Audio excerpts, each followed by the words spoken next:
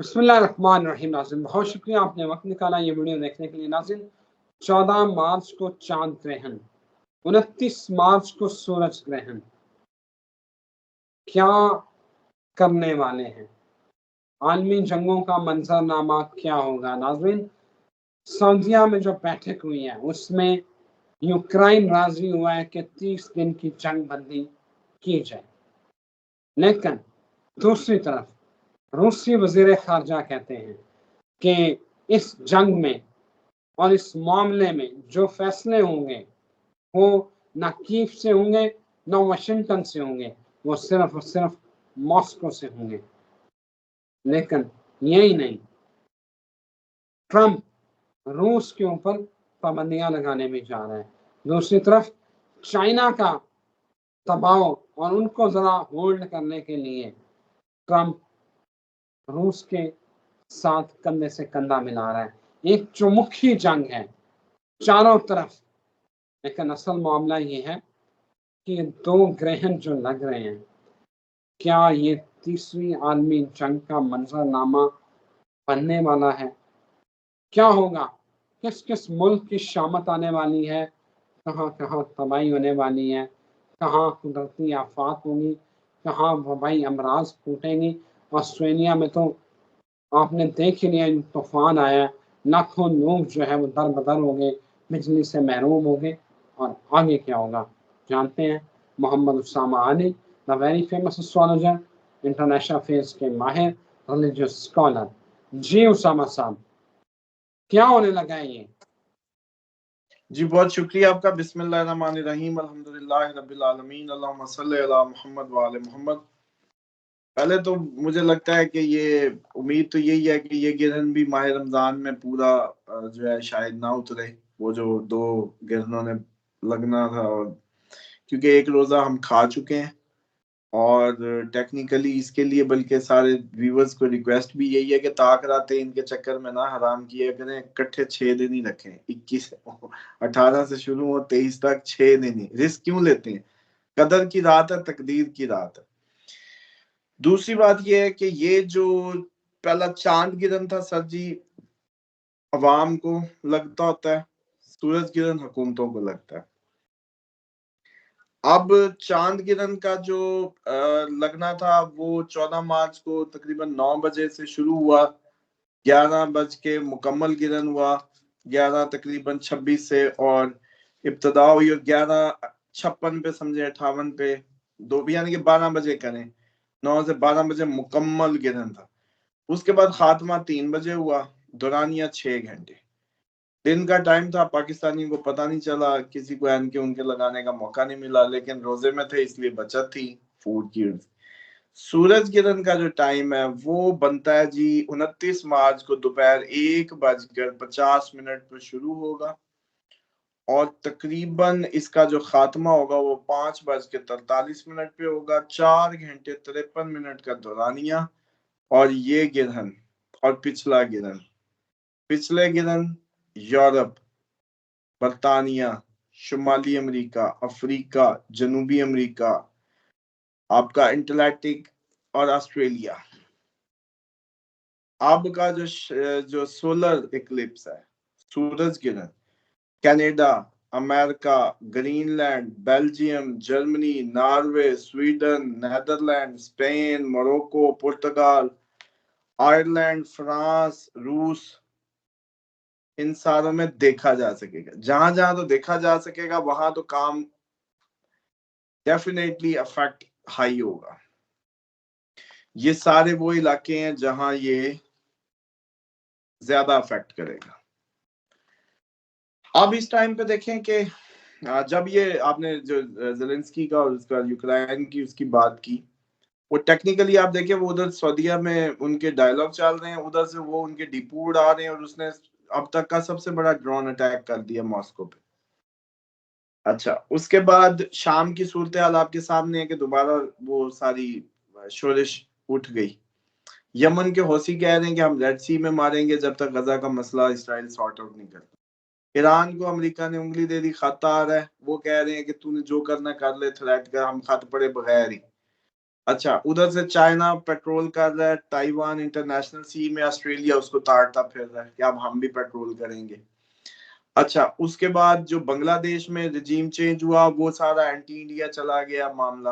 अब वहां हिंदू और वो मुस्लिम फसाद शुरू है। अच्छा जी, वो छोड़ो, इंडिया का अपने अंदर कई रियासतें टूटने को फिर रही हैं, उसके अंदर ट्रिगर होना मामला। अच्छा, इधर से जान छुड़ाओ तो आपकी जो ये किम जॉन को इन्होंने प्रवोक करने के लिए पता नहीं कितने मिसाइलों का अमेरिका और उसने दूसरा कोरिया जो है जो जनूबी कोरिया, उसने टेस्ट की है किम जॉन को वो करने के लिए। अच्छा, इसको छोड़ो, साउथ अफ्रीका में पिछले दिनों आपने देखा कि ट्रिगर हुआ, धमाके भी हुए, चीजें दहशतगर्दी वहां भी शुरू। अच्छा, सबसे बड़ी खबर जिसपे किसी की नजर नहीं, फिलीपीन का जो एक्स वो सदर था जिसने ह्यूमन राइट्स की वायलेशंस की थी, मतलब ड्रग कंट्रोल में वो इतना चला गया, आम लोगों को भी टांगा, उसका इंटरनेशनल कोर्ट ऑफ जस्टिस में एफआईआर थी, मतलब केस था उस पर। दुआर्ती जो इनका फिलीपीन का एक्स वो था, वो अरेस्ट कर लिया गया। ये सेम केस साउथ अफ्रीका लेके गया नेतन्याहू के लिए भी, तो नेतन्याहू भी सेम नॉमिनेटेड इश्तेहारी है जैसे वो था, और कई और भी हो सकते हैं अपकमिंग टाइम में। तो ओवरऑल आप अगर सिनेरियो देखें सर, तो 14 अप्रैल से पहले पहले, अच्छा ये वो मुल्क थे जो चांद गिरन और सूरज गिरन के अफेक्टिंग है। अब मैं थोड़ा सा आपको अर्ज कर दूं कि 14 अप्रैल को जो धमाका होना उसके अफेक्टी कौन कौन है। उसमें हम है, अफगानिस्तान है, इंडिया है, बांग्लादेश है, नेपाल है, उधर से आपके जो क्या कहते हैं कुछ हिस्से इसके भी बनेंगे, ईरान के भी, उधर से आपका वो जो पतली साइड्स है, ये मालदीव्स वगैरह और बर्मा और ये सारी जो कड़ियां लड़ियां इर्द गिर्द की, ये सारे भी उसके अफेक्ट ही होंगे। और अब उसमें क्या होना है कि सबसे पहले अवाम फ्रस्ट्रेटेड होगी चांद गिरन से, अवाम फ्रस्ट्रेशन में आगे जाएगी, पाकिस्तान की जैसे सूरत हाल आपके सामने, अनरेस्ट बढ़ेगा। 29 को जब सूरज गिरन लगेगा तो हुकूमतों को लगेगा, हुकूमतों में चांसेस हैं ज़ेलेंस्की के भी उतरने के, प्यूटन के भी चांसेस कहीं इधर उधर होने के हो सकते हैं। सूरत हाल कोई ऐसी बन सकती है। और जो ट्रम्प की बात है ना, ट्रम्प पे तो गिरन लग गया ना, चांद को जिस दिन गिरन लगना है, ट्रम्प तो वैसे ही चांद है ना, कमर दरकरम में पैदा हुआ है, स्कॉर्पियन है, वो तो वैसे ही हिलेगा हिला, मतलब वो उसको समझ ही नहीं आएगी कि मैं जा रशिया को किस तरफ सपोर्ट करने था और अब अचानक पाबंदियों पे मुड़ जाऊं, अचानक सुलह कराने जाऊं, लड़के आ जाऊं, काइंड ऑफ जो एटीट्यूड है। तो वो जो सूरत हाल है वो भी खतरनाक है। अब देखो चंगा भला कनाडा उसके गले पड़ गया, वो उस पे पाबंदियां, वो उस पे टैरिफ के मुकाबले कहता मैंने टैरिफ से टैक्स इकट्ठा करके पैसा बनाना है टेक्निकली। और अभी तो ये है कि अगर ये मामला बढ़ गया तो यूरोपीय यूनियन भी अपने तैयारी कर रही है, वो कह रहे हैं 32 मिलियन का हम भी लगाएंगे, तकरीबन 32 बिलियन डॉलर्स की जो ट्रेड है उस पर हम भी ये करेंगे। चाइना ने अगर अपना पैसा ही मांग लिया ना, अमेरिका की तबीयत फ्लैश हो जानी है। वो उस पैसा मांगने से पहले पहले चाइना को जंग में उलझाना चाहता है, क्योंकि डेटी बहुत है। जितना चाइना ने रियल स्टेट में पैसा पड़ा है ना, उसने कह दिया ना कि ये दे दो मुझे बस, ठीक है तुसी अपनी जानो, तो वक्त पड़ जाना सर जी।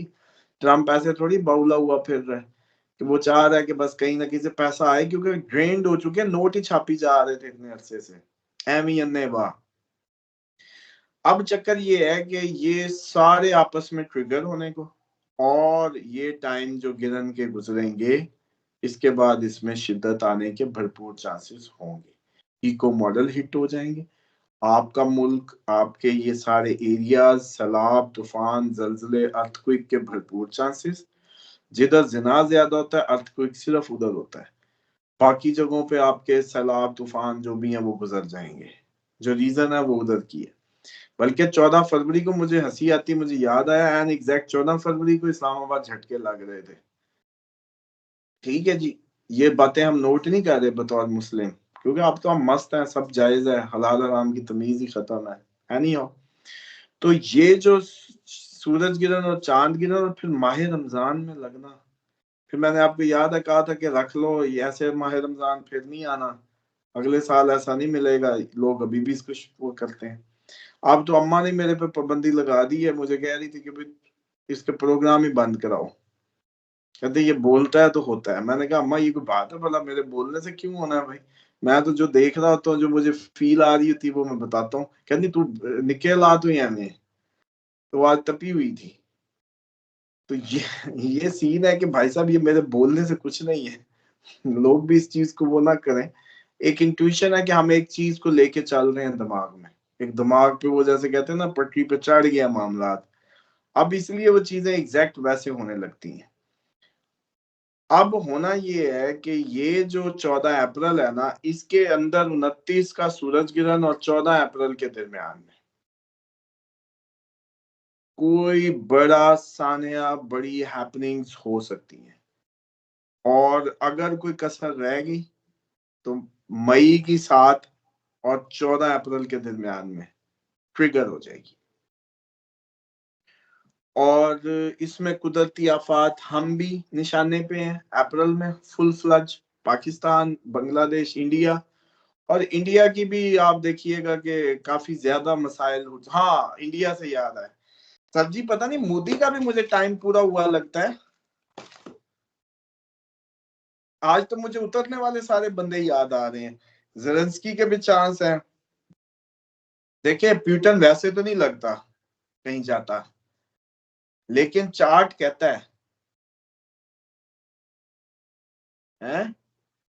चार्ट प्यूटन का कहता है। उस दिन आपने कहा था ना, तो मैंने देखा तो मेरे अब अचानक बात याद आई है। इसी तरह मोदी का भी काम पूरा हुआ लगता है। पता नहीं अब क्या मैकेनिज्म बनना है, आई डोंट नो, लेकिन ऐसी चांसेस हैं।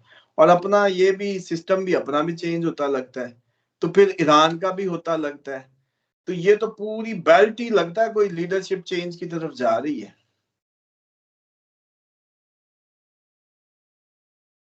और अच्छी खासी अनरेस्ट और खिचड़ियां पकनी है हमारे।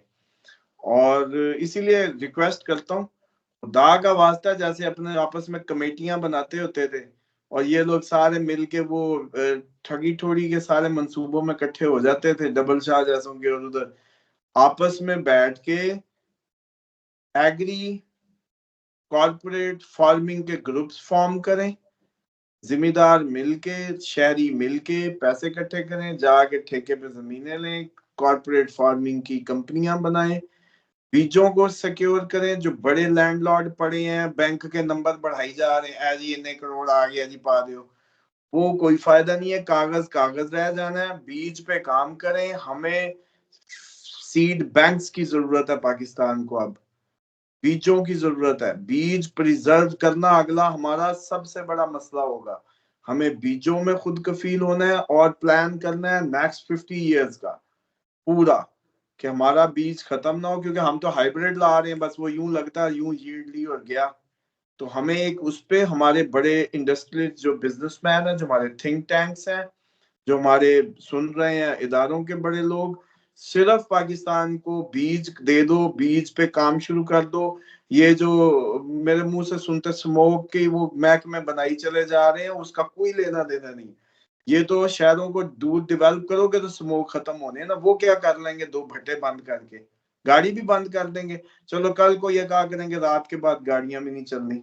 एंड यही होना है ना, आबादी को कंट्रोल नहीं, शहर को कोई डेवलप नहीं, फिर धुआं बंद करने के लिए गाड़ियां बंद करनी पड़ेंगी। Simple is that.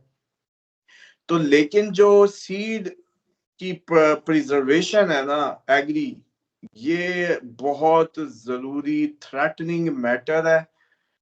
क्योंकि एक तो आपको पानी का मसला आने वाला है। चलो जी, जब भी इमाम अलैहिस्सलाम के ज़हूर पे ड्रॉट होना है, सब नहीं वो करना है सारी दुनिया, लेकिन हम कुछ तो तैयारी कर लें। एक तो वो ड्रॉट, इधर से जरा सा हम कोई पर मंसूबा करने लगते हैं, सिंध को मौत पड़ जाती है, उधर करो तो उधर। तो इनको चाहिए जाके कारी सिंध में देते, प्रोजेक्ट तो अच्छा है, कारी उधर लें, उधर भी तो रेगिस्तान पड़ा है ना, वो गंदा है रेगिस्तान। प्रोडक्शन ही बढ़ानी है ना, अभी इधर की बजाय वो रोते हैं, उन्हीं के जाके कर दो भाई, कि तुम लोग पानी पे ना रो, लो इधर ही आके करने हैं। पाक फौज के लिए तो भाई इधर भी बराबर है, उधर भी बराबर, वो भी अपना ही सूबा है ना। तो उधर चले जाओ। इसी तरीके से सीड बैंक पे काम कर लें, मेहरबानी करें। चलें, अगर कोई और महकमा नहीं करता तो फिर तो फौज से रिक्वेस्ट है कि जैसे भाई साहब हर क्राइसिस, हर ड्यूटी, हर चीज आप ही करते हैं, तो ये भी आप ही कर लें, लेकिन कर जरूर लें। क्योंकि आगे अगर हमने बीज पे काम ना किया, पानी पे तो माशाल्लाह हमने जंग लड़नी है वैसी, लेकिन अगर हमने बीज पे काम ना किया तो पाकिस्तान की जो सर्वाइवल है वो, क्योंकि सर जी आपकी आबादी माशाल्लाह इतनी है, आपको तो होश ही नहीं है। आपसे तो आज तक कोई मौलवी ये जो बना देते हैं मजहबी अमूर के चेयरमैन और फलाने, मुझे देना एक हफ्ते के लिए ऑन एयर पूरा पाकिस्तान में देखता हूँ ये बच्चा कैसे निकालते हैं।